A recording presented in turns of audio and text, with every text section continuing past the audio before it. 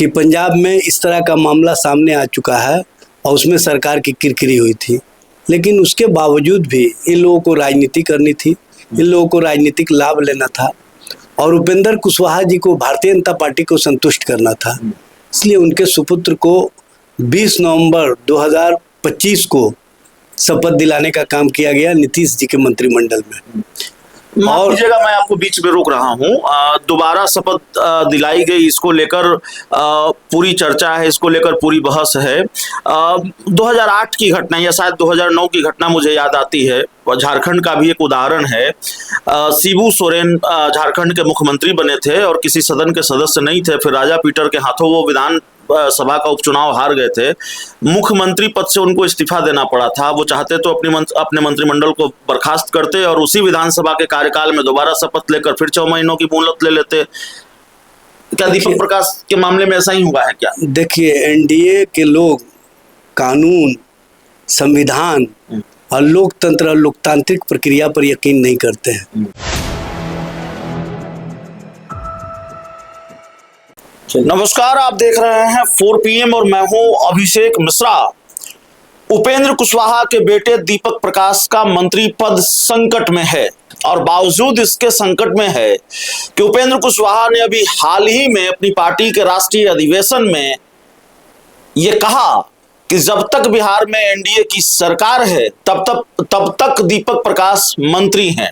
सवाल है कि कैसे जब तक एनडीए की सरकार है तब तक दीपक प्रकाश मंत्री हैं। सुप्रीम नोटिस मिला है दीपक प्रकाश को, चुनाव आयोग को और बिहार की सरकार को भी। हमारे साथ आरजेडी के प्रवक्ता एजाज अहमद साहब हैं। मामला वैसे एनडीए का है एजाज साहब, लेकिन ये जो नोटिस मिला है और अब सुप्रीम कोर्ट एक तरह से कानूनी मुश्किलें भी बढ़ती हुई नजर आई इस मामले पर, उसको कैसे देखते हैं? देखिए, मामला एनडीए का नहीं है, मामला कहीं ना कहीं जन प्रतिनिधित्व कानून का उल्लंघन का है जी। जो धारा 164(4) के अंतर्गत माननीय सर्वोच्च न्यायालय ने नोटिस जारी किया है। ये तो पहले से उनको भी पता था जो सरकार में है और जो सरकार के मुखिया हैं कि पंजाब में इस तरह का मामला सामने आ चुका है और उसमें सरकार की किरकिरी हुई थी, लेकिन उसके बावजूद भी इन लोगों को राजनीति करनी थी, इन लोगों को राजनीतिक लाभ लेना था और उपेंद्र कुशवाहा जी को भारतीय जनता पार्टी को संतुष्ट करना था। इसलिए उनके सुपुत्र को 20 नवंबर 2025 को शपथ दिलाने का काम किया गया नीतीश जी के मंत्रिमंडल में। माफ कीजिएगा, मैं आपको बीच में रोक रहा हूँ। दोबारा शपथ दिलाई गई, इसको लेकर पूरी चर्चा है, इसको लेकर पूरी बहस है। 2008 की घटना या शायद 2009 की घटना मुझे याद आती है। झारखंड का भी एक उदाहरण है। शिबू सोरेन झारखंड के मुख्यमंत्री बने थे और किसी सदन के सदस्य नहीं थे। फिर राजा पीटर के हाथों वो विधान सभा का उपचुनाव हार गए थे।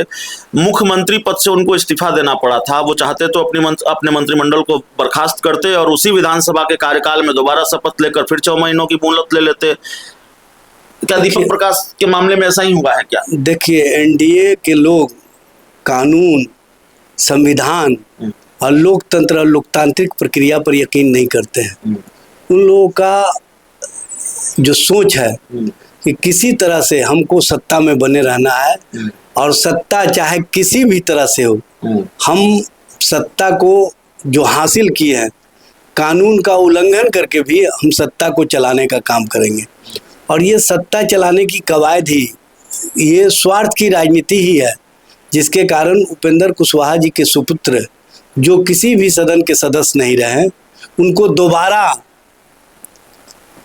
सम्राट चौधरी जी के कैबिनेट में स्थान इसलिए दिया गया कि सम्राट चौधरी जी भी भारतीय जनता पार्टी या भारतीय जनता पार्टी का जो केंद्रीय नेतृत्व है उसकी प्रतिबद्धता से बंधे हुए थे। अन्यथा सम्राट चौधरी उनको मंत्री नहीं बनाते, क्योंकि जिस तरह से सम्राट चौधरी जी बात कर रहे हैं कि मैंने जब शपथ लिया था तो 5 महीना 28 दिन के बाद मेरे सामने उन्होंने ये बात कही, मैं वहां मौजूद था जब मुख्यमंत्री ये बोल रहे थे। उन्होंने कहा कि भाई 5 महीना 28 दिन तो मैं भी रहा था, 5 महीना 29 दिन वो रह सकते हैं। नहीं रह सकते हैं। उनका और इनका मामला दूसरा है।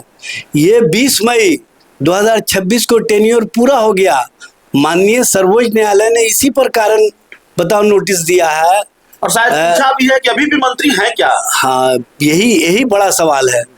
चूंकि अभी तक से इन लोगों ने जो वहाँ हलफनामा दिया जाता है, माननीय सर्वोच्च न्यायालय में हलफनामा नहीं दिया था, इसीलिए अब हलफनामा मांगा गया है बिहार सरकार से, माननीय सर्वोच्च न्यायालय के द्वारा और चुनाव आयोग से भी, कि इस संबंध में चुनाव आयोग क्या कर रहा है। और जनप्रतिनिधित्व कानून के धारा 164(4) का जो उल्लंघन है, ये पूरी तरह से कहीं ना कहीं भारतीय जनता पार्टी और एनडीए के लोगों की जो राजनीतिक कवायद है कि उपेंद्र कुशवाहा को भी खुश रखो, दीपक प्रकाश का सही समय पर हम दीपक बुझा देंगे, उनको प्रकाश से अंधकारमय कर देंगे, और उनकी राजनीतिक जो समय सीमा है उससे पहले ही माननीय सर्वोच्च न्यायालय में जो मामले चले गए हैं, उनको भी पता था कि सर्वोच्च न्यायालय से इस तरह का नोटिस आएगा।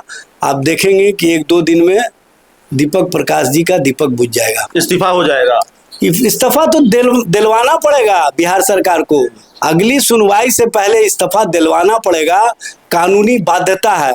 नहीं तो माननीय सर्वोच्च न्यायालय कहीं ऐसा ना हो कि सरकार और सरकार की वैधता पर ही सवाल खड़ा कर दे। तो देखिए, हमारे साथ एजाज अहमद साहब थे और दीपक प्रकाश पर बातचीत। देखिए, जो मामला है, उदाहरण हमारे सामने है, पंजाब का एक मामला है, पंजाब में इसी तरह का एक मामला, संविधान की धारा 164(4) ये कहता है कि किसी कोई भी व्यक्ति विधान सभा या विधान परिषद का बिना सदस्य हुए मंत्री या मुख्यमंत्री बन सकता है, लेकिन उसको 2 बार ये सुविधा नहीं मिल सकती, उसको एक ही बार ये सुविधा मिल सकती है एक विधानसभा के कार्यकाल में।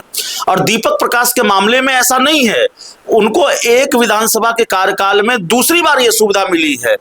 नई विधानसभा का गठन नहीं हुआ जब उन्होंने दूसरी बार शपथ ली, बल्कि नई सरकार का गठन हुआ। नई विधानसभा के गठन में और नई सरकार के गठन में अंतर होता है। सरकार वही थी, विधानसभा का कार्यकाल वही था, लेकिन दीपक प्रकाश दूसरी बार यह सुविधा ले रहे हैं, और इसलिए यह मामला सुप्रीम कोर्ट गया है, और इसलिए बिहार की प्रमुख विपक्षी पार्टी आरजेडी भी आक्रामक है, सवाल उठा रही है। एजाज साहब हमारे साथ थे। इस पूरी रिपोर्ट में इतना ही। बहुत बहुत धन्यवाद।